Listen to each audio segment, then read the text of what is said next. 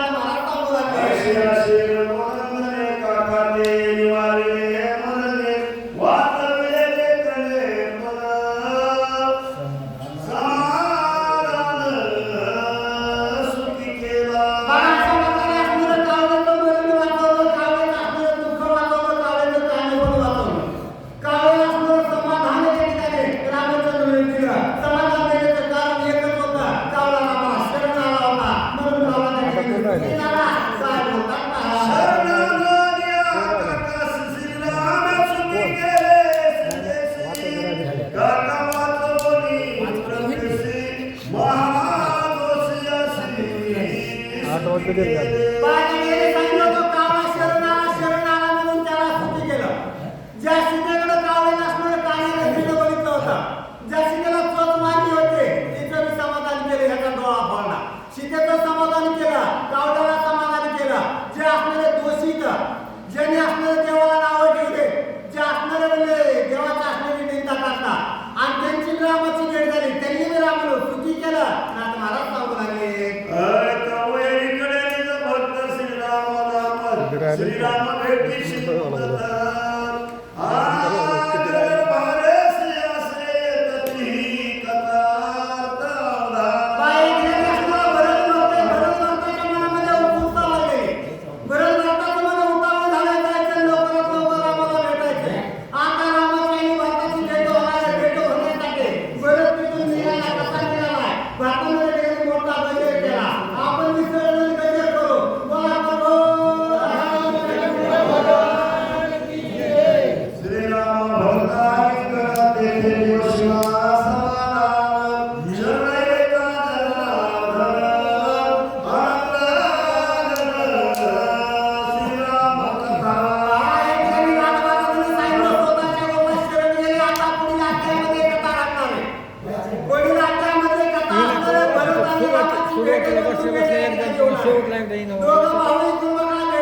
मांडी होतात तुझे आपली असणारी गोड अमृतासारखी रस्त्याला जाता या.